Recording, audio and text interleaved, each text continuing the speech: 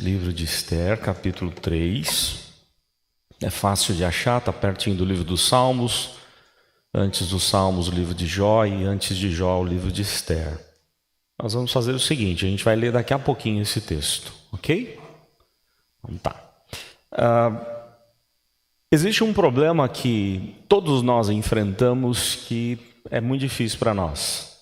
É o sofrimento. Ninguém aqui quer sofrer, não é verdade?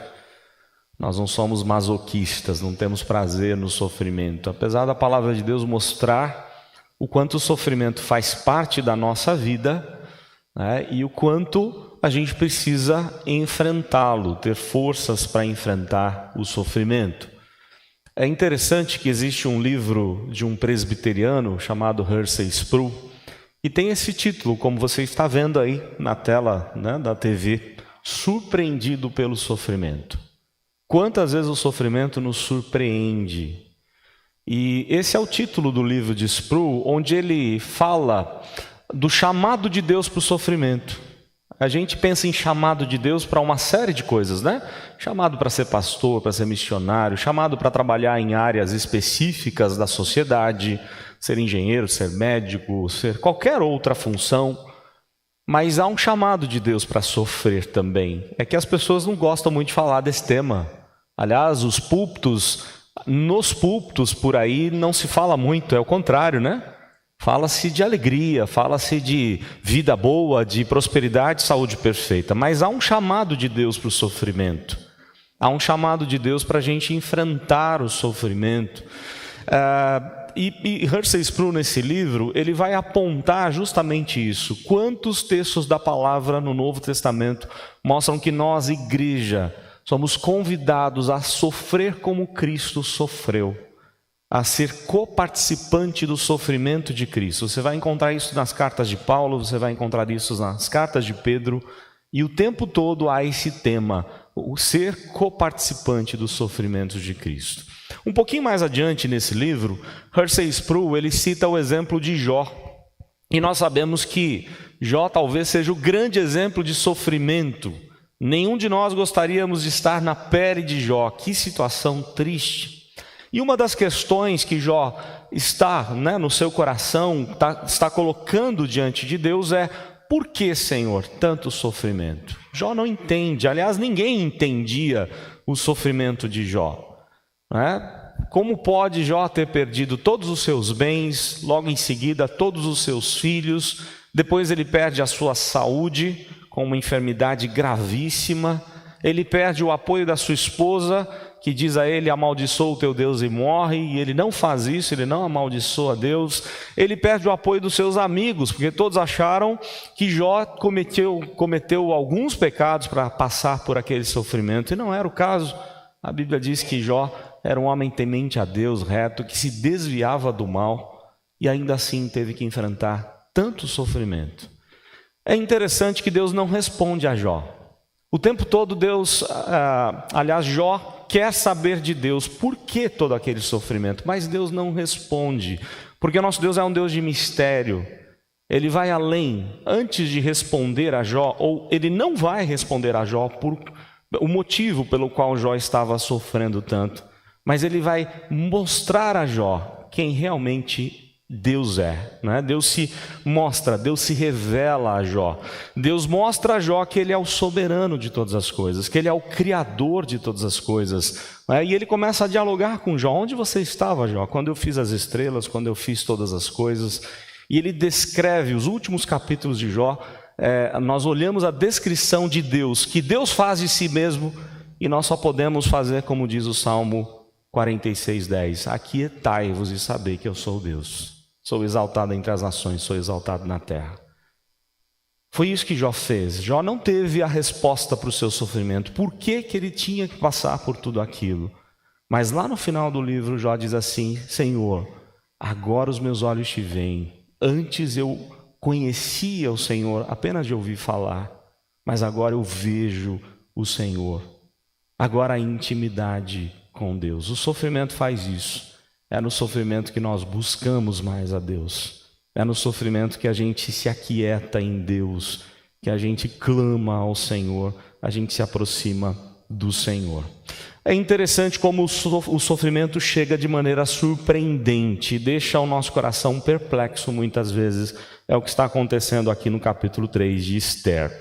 Vamos só lembrar que no capítulo anterior, Mordecai, o judeu Mordecai, ou Mardoqueu, depende da sua tradução aí, o judeu Mordecai, por fidelidade ao rei Assuero, ele descobre a trama de 2 eunucos para tirar a vida do rei Assuero, e ele conta para a rainha Esther, sua prima, uma espécie de sobrinha, mas era prima, e aí Mardoqueu conta para Esther, Esther vai até o rei, eles investigam e descobrem que realmente os eunucos queriam matar o rei.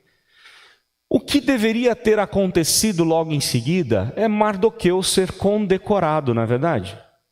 Mardoqueu ser, de alguma forma, recompensado.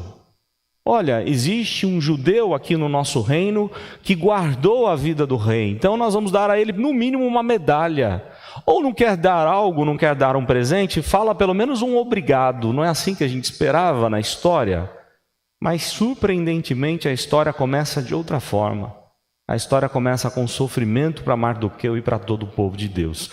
Vejam lá, capítulo 3 de Esther, vamos ver o que diz a palavra. Olha só o que nos diz o texto. Depois destas coisas, o rei Assuero engrandeceu a Amã, filho de Hamedata, Agagita, e o exaltou e lhe pôs o trono acima de todos os príncipes que estavam com ele. E aí a gente fala assim, mas como assim? O que tem a ver Amã com tudo isso? Amã não fez nada, não foi Amã que protegeu o rei, e de repente, em vez de condecorar um judeu Mardoqueu, este rei, ele vai condecorar, ele vai colocar abaixo do seu trono um outro homem que não tem nada a ver com essa história, e a gente fica percebendo quantas vezes nós também passamos por isso. Quantas injustiças, quanta falta de reconhecimento muitas vezes que você já enfrentou. Quer no seu trabalho, você se dedica, você se esforça e de repente aquele que enrola o serviço, né? Aquele que não se dedica tanto, ele sempre tem as condecorações, ou tantos outros exemplos que nós podemos dar. De repente você é uma esposa dedicada, um esposo dedicado, um pai, uma mãe muito dedicada, mas os seus familiares não reconhecem isso. Há tanto sofrimento ao nosso redor que a gente não consegue entender. E de alguma forma, este homem Amã, ele recebe uma condecoração do rei, do nada. O texto começa dessa forma. Mas olha só, o verso 2. Todos os servos do rei que estavam à porta do rei se inclinavam e se prostravam perante Amã, porque assim tinha ordenado o rei a respeito dele. Mordecai, porém, não se inclinava nem se prostrava. Vamos lembrar que Mordecai também estava à porta do rei. Ele provavelmente era um funcionário ali da corte real, do trono do rei Assuero, do Medo-Persa, e ali todos aqueles que estavam na porta deveriam se curvar diante de Amã, por ordem do rei. Vejam que aqui não é uma questão de curvar-se para adoração, como os amigos de Daniel lá, Nabucodonosor constrói aquela estátua, eles se recusam a se curvar diante da estátua para adorar. Não é esse o caso.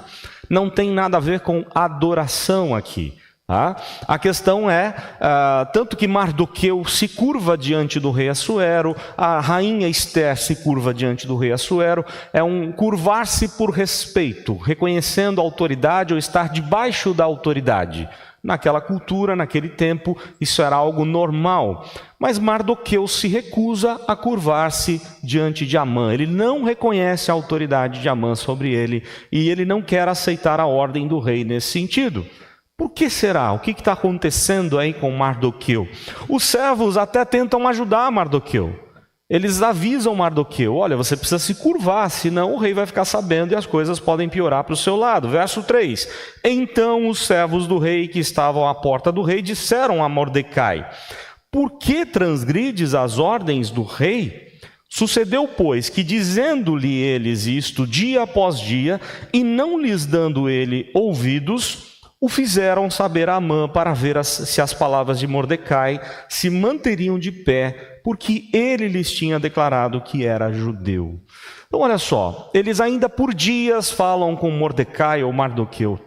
Por que você não se curva? Se você não se curvar, você vai ter problemas diante de Amã, diante do rei Assuero. Há uma ordem do rei para os funcionários se curvarem diante de Amã. Mas ele diz que não vai fazer isso porque ele é judeu, ele se declarou judeu. Olha só, os irmãos devem lembrar, nos primeiros capítulos que nós já estudamos, que havia um problema entre eles.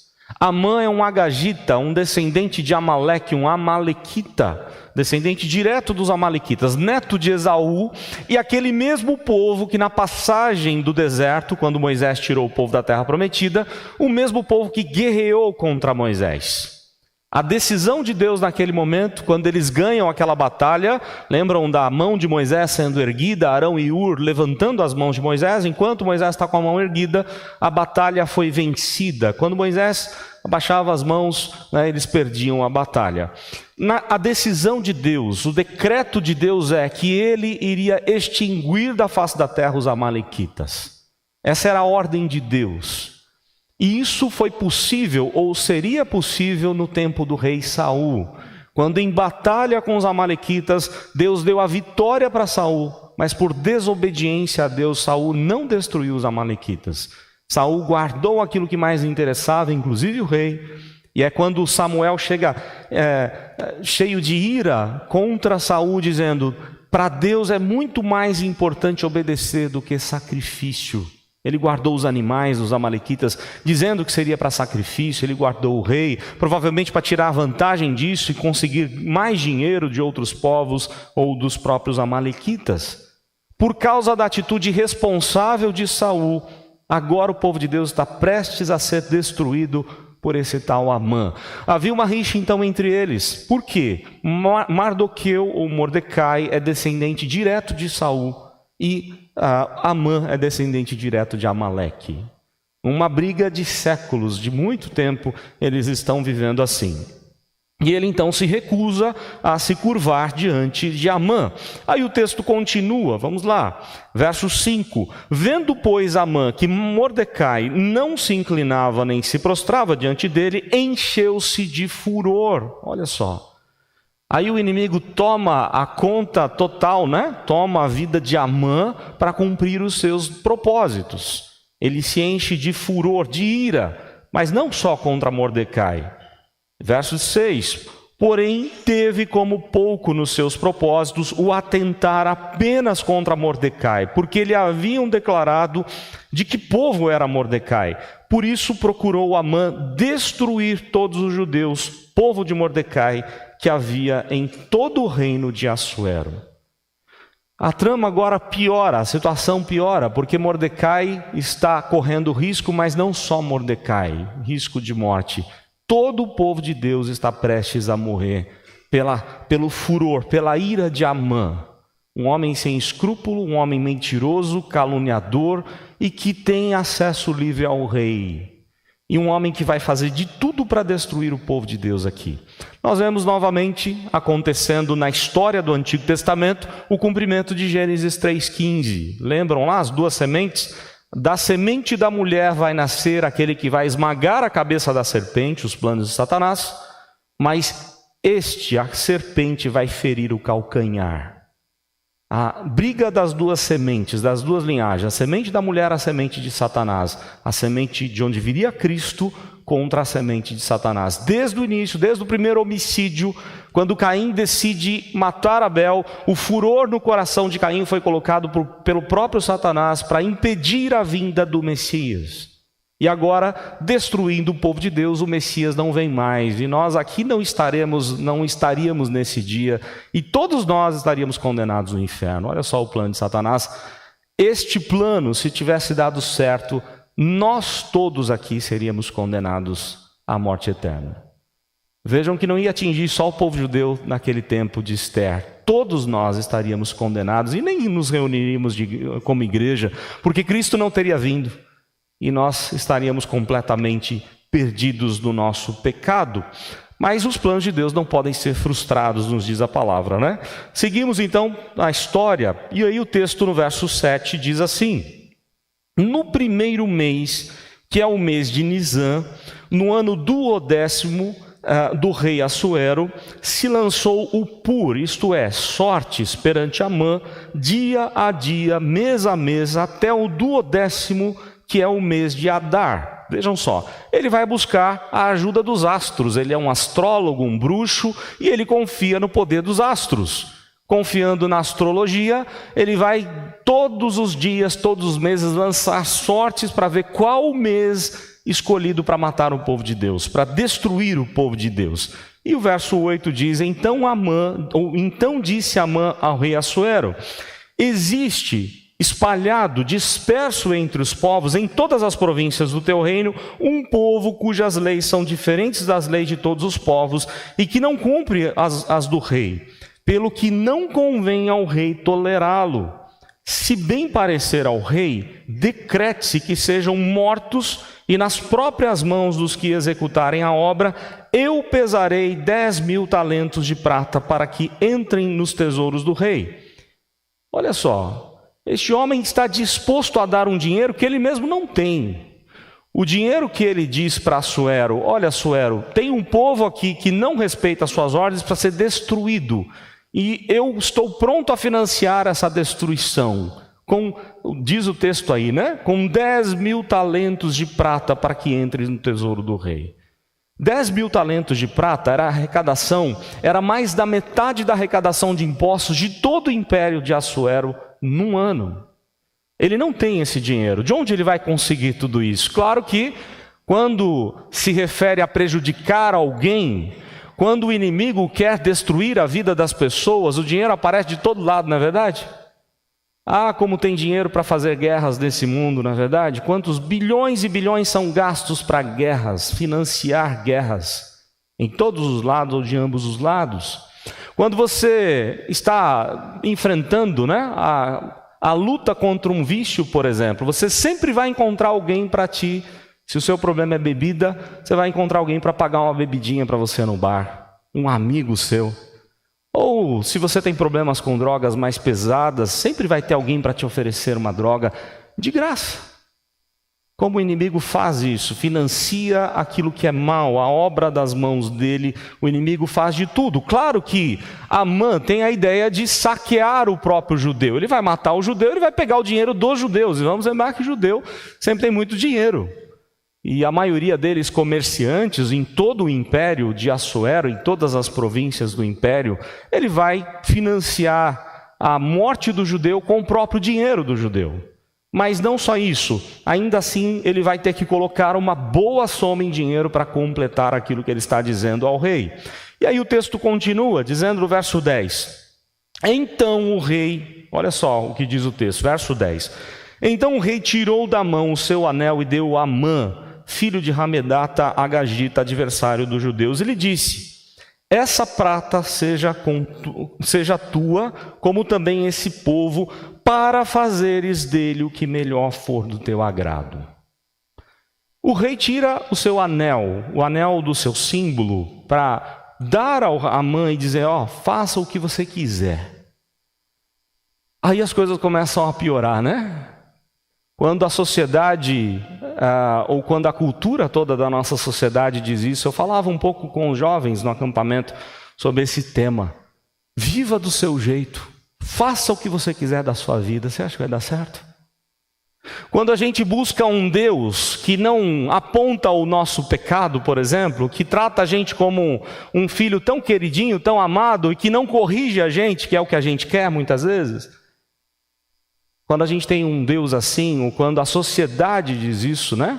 Há uma grande rede de lanches com essa tese: viva do seu jeito, faça do jeito que você quiser. É o que Amã está dizendo. Aliás, é o que o rei está dizendo a Amã. Só que o rei não sabe com quem está mexendo, e aliás o rei achava que aquele povo era dele, que o império era dele. Mas há um Deus absoluto sobre todas as coisas, e a ordem de Amã não pode ser acima da ordem do Deus de todas as coisas, do Rei dos reis e Senhor dos senhores. Ele não tem autoridade para fazer algo contra o povo de Deus. O povo a quem Deus abençoou é impossível de ser amaldiçoado. Foi aquilo que os próprios inimigos do povo de Deus experimentaram lá no deserto. Aquele que é selado por Deus, que é guardado por Deus, ninguém toca.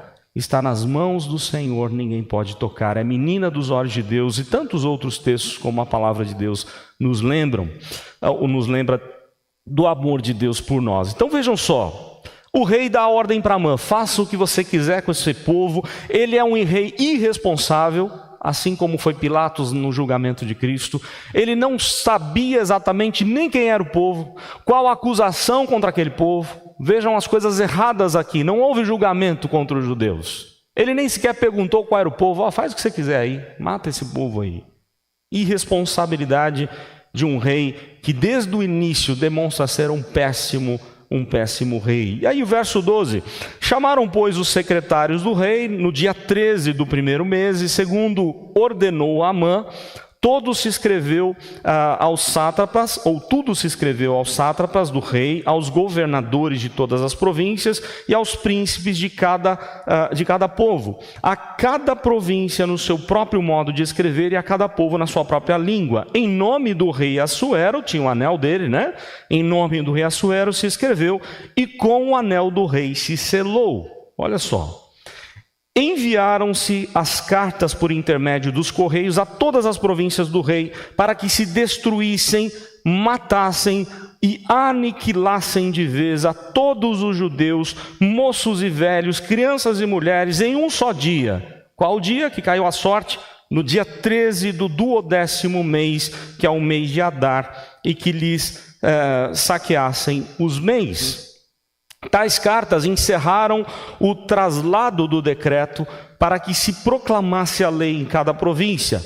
Esse traslado foi enviado a todos os povos para que se preparassem para aquele dia. Os correios, pois, impelidos pela ordem do rei, partiram incontinenti, e a lei se proclamou na cidadela de Suzã, e o rei e Amã se assentaram a beber, mas a cidade de Suzã estava perplexa. Algumas coisas aqui para a gente terminar, elas são bastante relevantes. Olha só que responsabilidade do rei, um rei beberrão.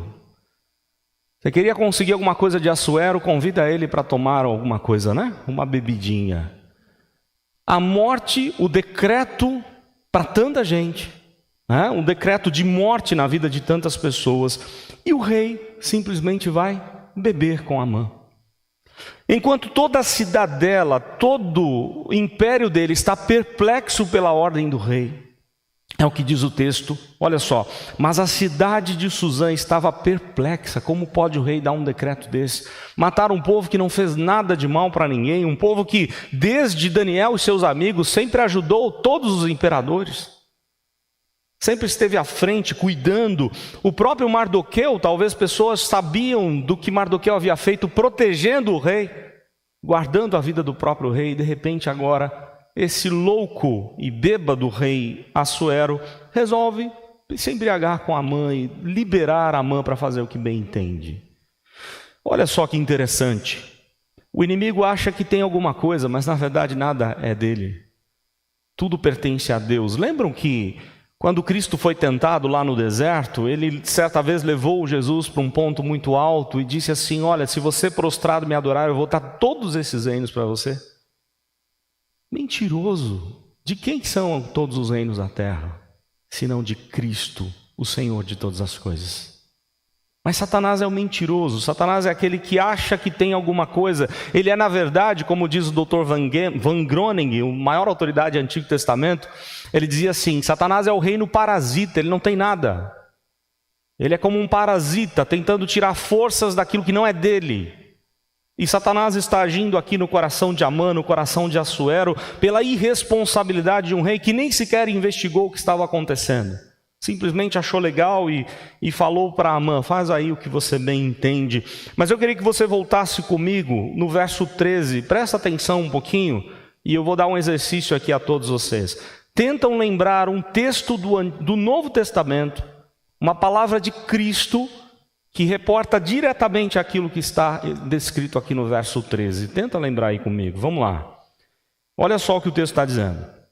Enviaram-se as cartas por intermédio dos correios e todas as províncias do rei, para quê? Presta atenção. Agora, lembram da palavra de Cristo. para que se destruíssem, matassem, aniquilassem de vez a todos os judeus, moços e velhos, crianças e mulheres, em um só dia, no dia 13 do 12º mês, que é o mês de Adar, e que lhes saqueassem os bens. Lembraram?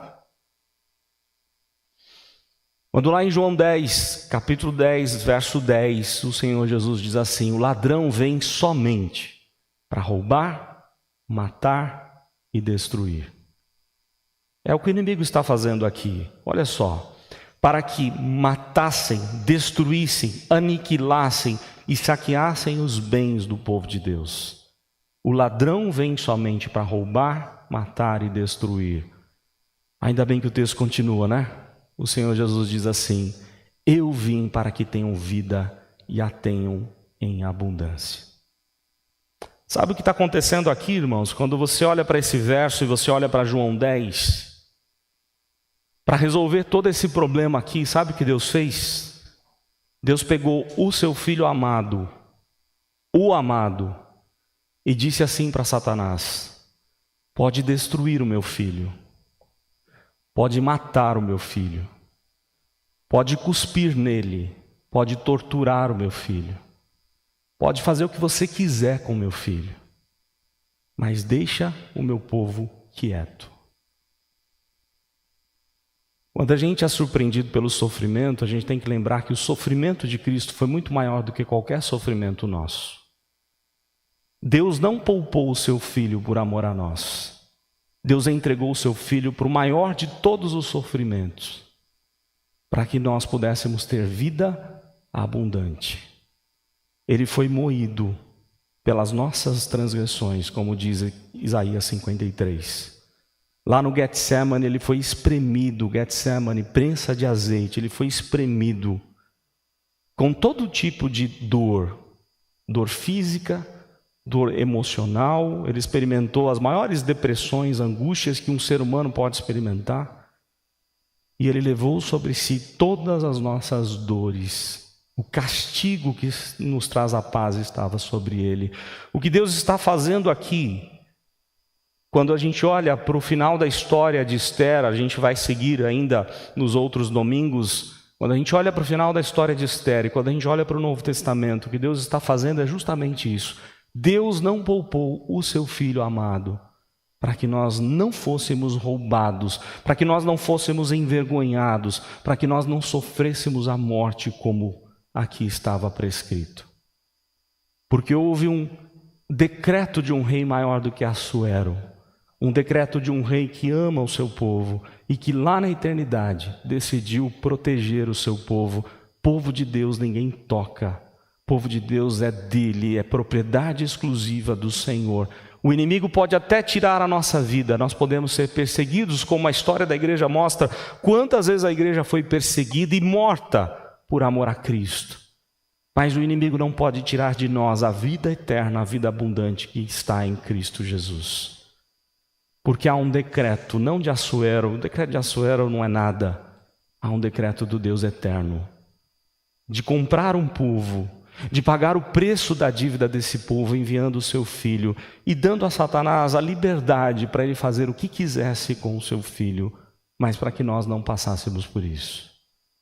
A história de Esther, apesar de não falar do nome de Deus no livro em nenhum momento, quem está agindo o tempo todo, quem está ilustrando essa história, apontando para a glória do nome do Senhor, do próprio Cristo, é Deus.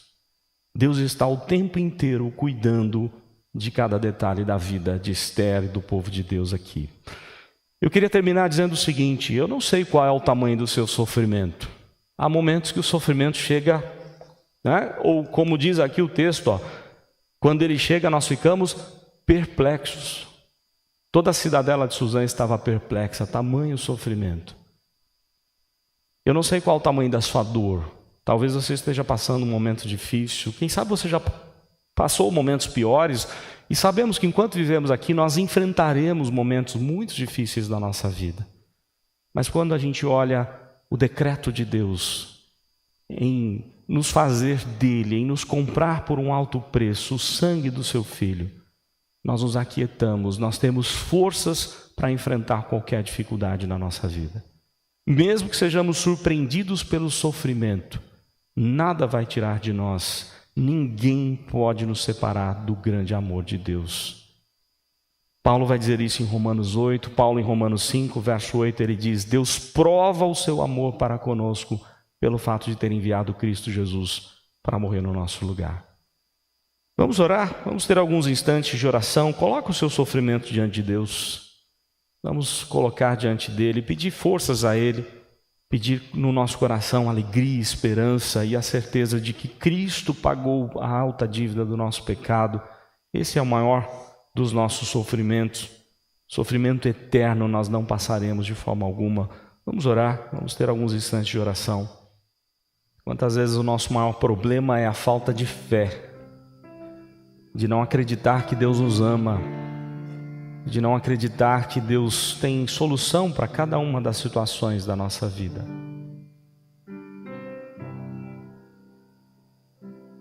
Que Deus possa assim consolar o nosso coração. Busque a Deus nesse momento.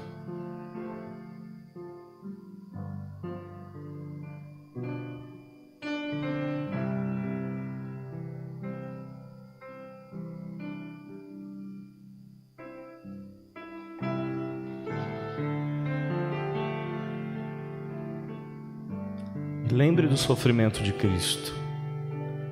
Muito mais do que o sofrimento físico, emocional, o sofrimento espiritual de Cristo. Experimentando todo o inferno na maldita cruz.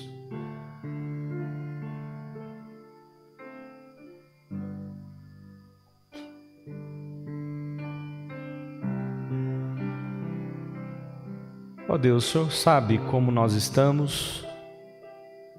O Senhor conhece o coração de cada um de nós aqui. Sabe que todos nós temos sofrimentos nessa vida. Angústias, tristezas, planos frustrados. Muitos estão passando pela enfermidade, quer sua própria enfermidade, outros enfermidade de um querido seu. O que dói ainda mais, ver alguém que amamos sofrendo enfermidade. Por isso, ó Deus, nessa hora nós clamamos ao Senhor. Não permita que o nosso coração se desespere da própria vida. Pelo contrário, que confiemos no Teu grande amor.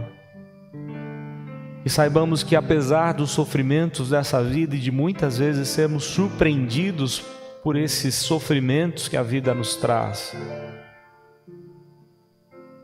o Senhor resolveu o maior problema do maior sofrimento que poderíamos enfrentar, que merecíamos enfrentar, o sofrimento eterno, a condenação, o inferno.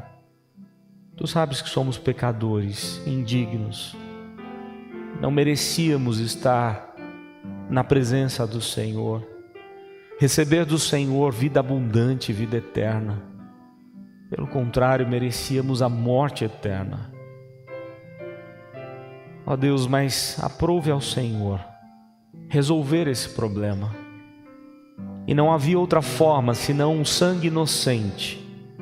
O Deus, 100% Deus e 100% homem, Cristo Jesus, se fazer como um de nós, experimentar a nossa dor e levar todo o nosso sofrimento na maldita cruz, maldita para Ele, mas bendita para nós. O inimigo não mais pode roubar, matar e destruir a nossa vida. Ele não pode aniquilar a nossa vida.